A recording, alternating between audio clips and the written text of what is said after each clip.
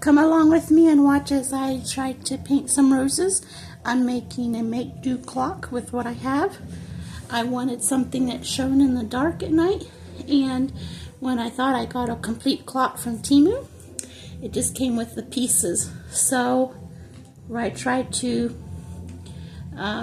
with what I purchased, I'm going to try to make a makeshift clock, so it will use the piece that I bought. I only paid like $3 or $4 American for it, which I thought it was a complete clock, but it wasn't. It was just the numbers with the works. So I took my kitchen cereal box that we had. I cut it up to the shape that I need, because this is a pretty big clock. Like, the numbers are actually going to be like this big for the 12, 3, and 6 and 9. So here we go, and I'm going to show you how I am going to make some makeshift roses with what I have here. I'm going to dip my paintbrush in the red, and then I'm going to dip it in the white. I'm going to brush it back and forth a little bit so I have a little bit of color there. And so now I'm going to make myself some roses. These are just one-stroke roses. I learned this technique like 20, 30 years ago probably. It's been quite a while ago. And it's just where you put 2 colors on a paintbrush, and then you just go by the stroke. It's pretty simple actually. It's called Donna Dewberry.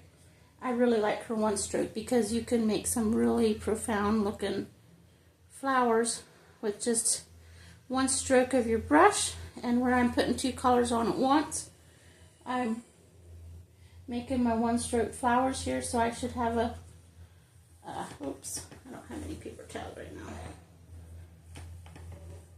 I can't get that on the paper here. Okay, so now I'm going to get ready to make the center inside.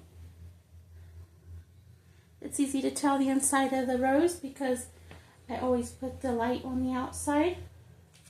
And so with the light on the outside and the dark in the center, it will make it look like a regular rose.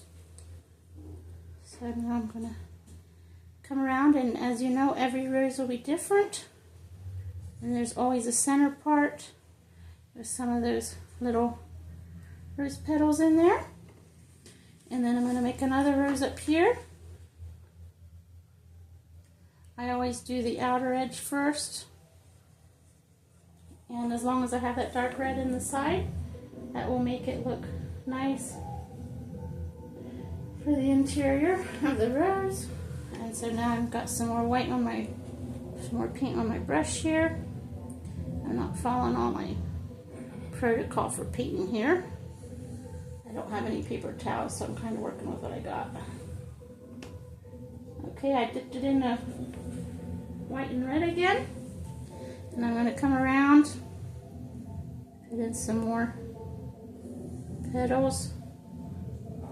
And this definitely is a makeshift clock, but I'm looking forward to it because I just like I love roses. If nobody knows me till now, roses are one of my favorite flowers. And I could paint everything with roses. Like, I could literally go overboard with the roses. But here we go. I'm going to make my interior here. Get some inner petals there. And now I'm going to maybe put in a couple rose buds that swing down.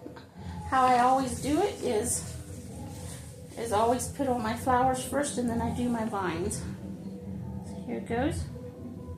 I'll do some rose buds here. I'm not sure exactly where my number is going to be here. For 3, it might be sitting right smack into it. I might just put one out here. Okay, so I'm going to be putting green, put it in here in the camera. I'm going to be putting green vines and leaves in there. Okay, now we're going to do the red roses down here now. So now I'm going to get some more red and white on my brush. There we go. And I'm gonna just overload. I'm gonna put a bunch of flowers down here in this corner. And again, it's just like this. This is where the small numbers will be. The bigger numbers are at 3, 6, and 9. So I'm trying to make sure I have my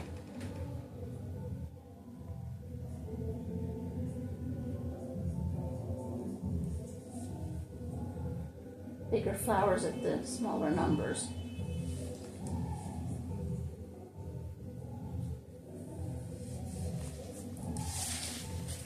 Sometimes it makes it easier to turn it around.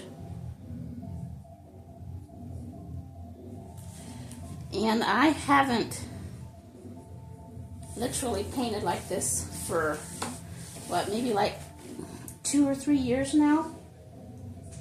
I just have not pulled out my paints. And I didn't think I was ever going to go back to painting again because I moved. But as it is now, I felt inspired to buy a couple paints. Just for a little something extra. Not like I wanted anything else to do, but just to give a little bit of making it feel like I got something done here with this cloth without wasting it. My colors are starting to blend together a little bit more. And that's what happens when my paintbrush is kind of loaded the wrong way. But as long as I keep that white on the outside, it will look okay on my painting.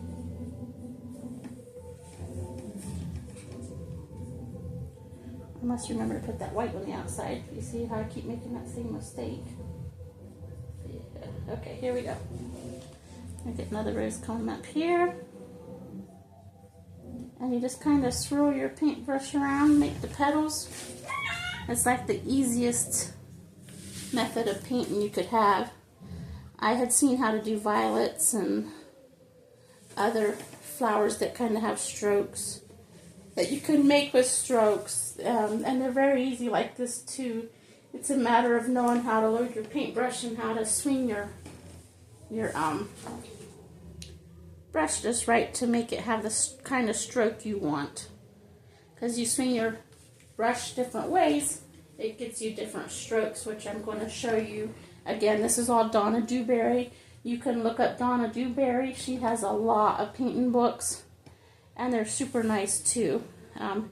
She does a lot of murals. She's painted on a lot of things, just even her whole house. I mean, and when I look at her books, it's like she must have just painted her whole house. And I love it when it's like original like that, because it's like the taste of that person, and hers is full of flowers. And I come from the country where I always liked those flowers. If they weren't real on the table, I had some on the wall, and this is how I always had mine. But anyway, I'm going to kind of see if I can reload with some red. I'm going to put some more red on again, and then I'm going to add some more white. Just blend it together a little bit, and I can go make a fresh petal again. And I'm just going to come in here, give them some fresh centerpiece in this rose. Every rose God creates is different. Same way when you're painting roses, just make it look like a flower. It's roses. It's pretty, you know. There's no right or wrong way. So now I'm going to bring some rosebuds up here. It's just a matter of 2 strokes. You can see how I just put that lighter edge on the outside again. And just make your one stroke swing up and the other one swing down, and you have your paint stroke. And let me just put another one in here. I'm going to be putting some more greenery and leaves in there, and I think I'm going to put maybe another small rose in here. It's not going to be very big, just like a tiny little one that's opening up a little bit. And I'm just going to put a little bit more white in my paintbrush here. Make it like this. put some more white here. Let's do this a little stronger here. There we can see that rose. There's a little one in there. And I'm going to make another little one over this way. Going to make it kind of look like in the corner here. Another rose coming out this way. I'm putting more white in my paintbrush. And so I'm just going to go like this. And I'm going to go like this. And just swing it around with a little bit more red and white. We will soon have all our roses finished. It does not take long to paint when you do it Donna Dewberry style. It's just a matter of your strokes.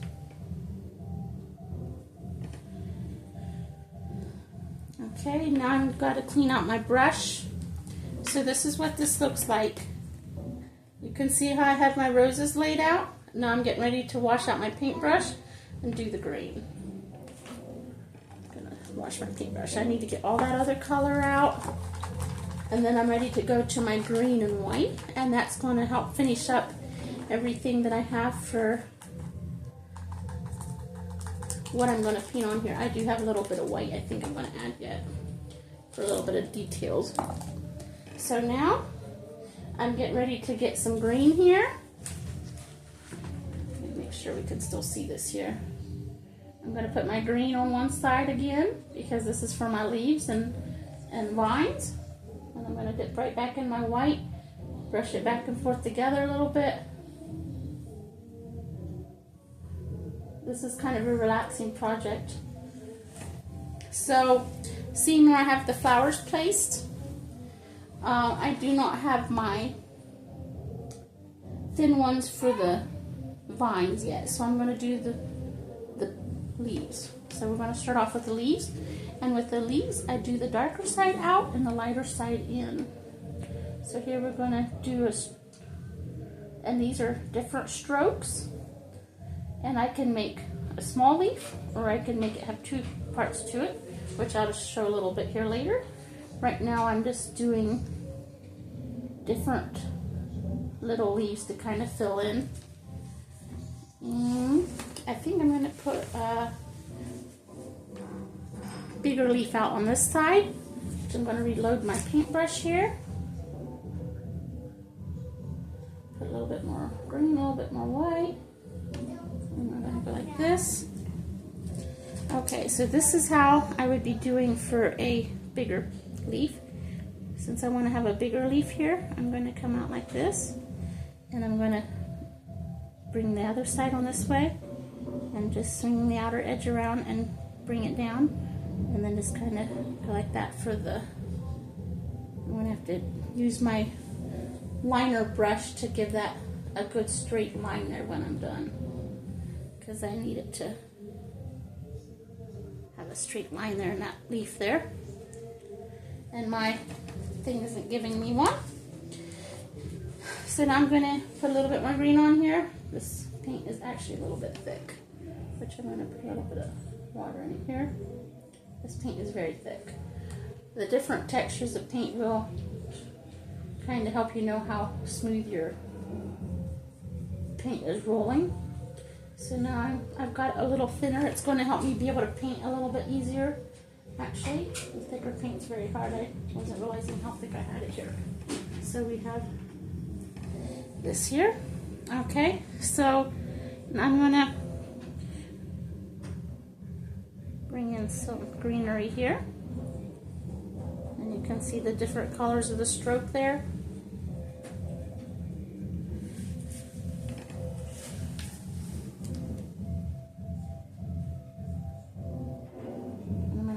Bit more on this side. I'm putting a big one on this side. That means I need, when the colors blended too much together, that means I need to put on more white and make it more distinct with the dark color on the outer edge, which we're going to do that again because it obviously was blending a little bit too much there, which I'm okay having it a little lighter, but I want it distinct enough to show that my leaf is there. There, that's a little bit more like I want it. Okay. I'm going to put some more leaves on here. Just swoop it on. I'm going to put this on this one like that. These are my rosebuds. You just stick a little bit of a tuft of green on it, and then the vine will come on there later. So the same with these rosebuds here.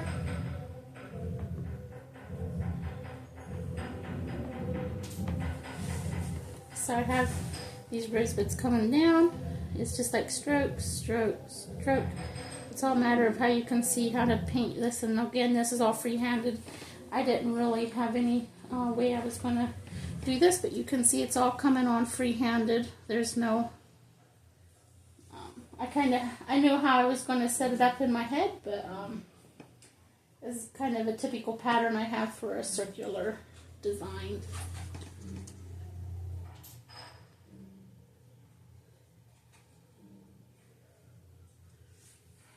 And then I'm going to definitely add in some green tuft to make it just blend in a little bit. And this, just add in a little bit here. I think the 12 will sit up there somewhere, so I hope that will work okay.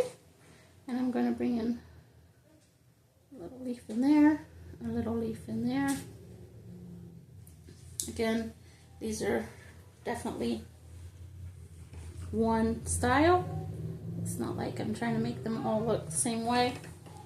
So I think I'm going to try to just bounce a little bit. I thought maybe I was going to splatter white, but it's a little bit difficult to splatter white. I don't really have any. I'm not sure here. I'm just going to pounce it a little bit in here. I do not have my pouncer brush. The pouncer brush is a big pouncy brush that it makes it look like there's a lot of this in 1 pound, which that could be why they're called pouncy brushes, but I really miss it. I didn't bring all my paint brushes when I moved, and that would really be handy right now. I'm just putting a little bit, it's just going to give a little bit of detail to my picture. And I'm going to add a little bit of line from one rose section to the other to kind of connect it. And again, I don't want too much of this too strong.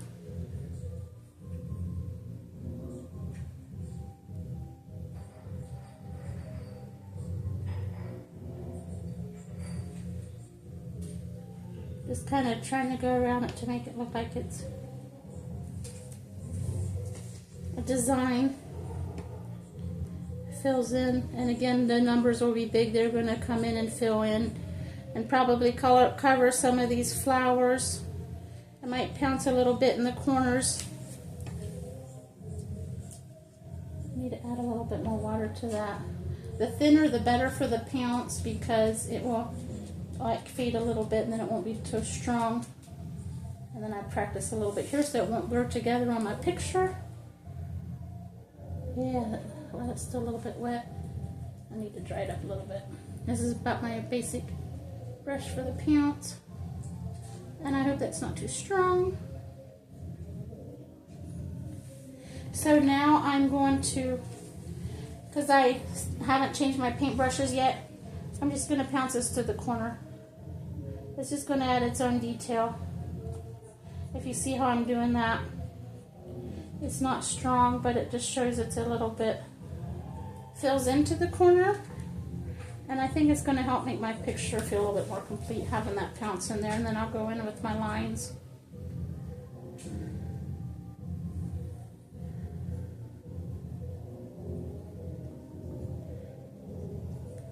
Yeah, I wasn't planning to do it this way, but it kind of looks pretty the way I have it there. I have never done this way before, so it's going to be okay. I'm going to like it this way.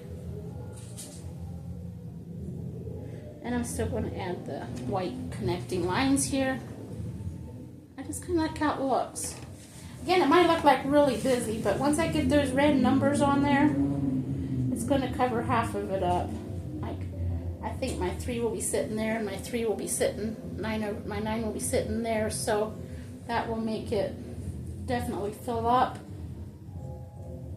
I have a clock circle that I'll be putting on top of this to get the numbers on properly at the end so that my clock looks even proportionate. And again, this is just a personal homemade clock. It's not like I'm going out and asking anybody what they think of it.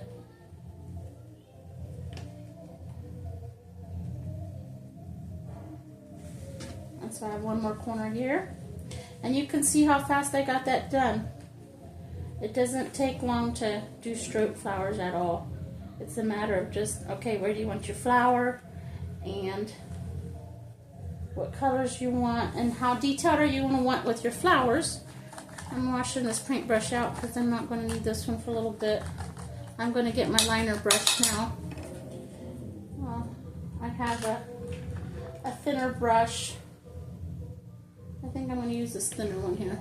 I have two different sizes here. I have one that's really, really thin. So what I'm going to do now is I'm going to put a little bit more water in my green and white here. I want to have a little bit of white in it. I'm going to thin it down because I want to have a thinner line going to my roses from my buds. So here's the lines going to these buds here. I'm just going to bring it down. I just kind of want to keep it lined, make it look natural. And I'm just going to kind of like swing it down, swing it down, swing it down, and try to just bring it down, swing it down, make it look like it's natural, you know. And just the more you can have light-handed, like your paintbrush flow, the neater it's going to look. And I did that upside down, and it didn't feel very great. So here we're going to try this other one, and I'm just gonna go from this way down to my roses. Just kind of bring it down, flowing. And just kind of make it look like it's connected. And got these here we're gonna do like that. Gonna go like that. Just fill it in a little bit. Make it feel like it's fitting in there. And again, this isn't going to be looked at really close. So now I'm going to see if I can do some swirls, which that is in the other, which I have for a swirling liner. It's thinner. It's more of a thinner pointed brush. I can get it wet, and I can just get some white on it, and it will give me, the thinner I make it, it will give me thinner swirls. If I get it just right here. So I'm not exactly sure how I'm going to do my swirls exactly, but I'm just going to see if I can make a couple swirls up here.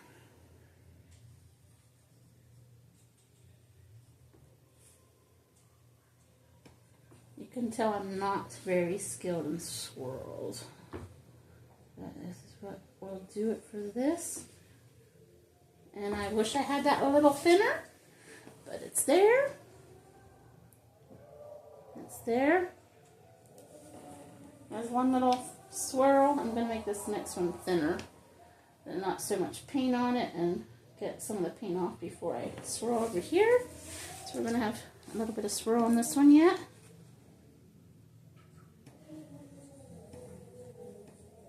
Something like that. That was a little bit more free-handed, as in my hand moving freely. So now I'm going to make a little bit of connecting lines here to make it look like it's connecting from one place to the next. Kind of bring it together. I don't know if that makes it look like it's bringing it together at all, but it makes it feel like it is to me. Just getting some white detail in here.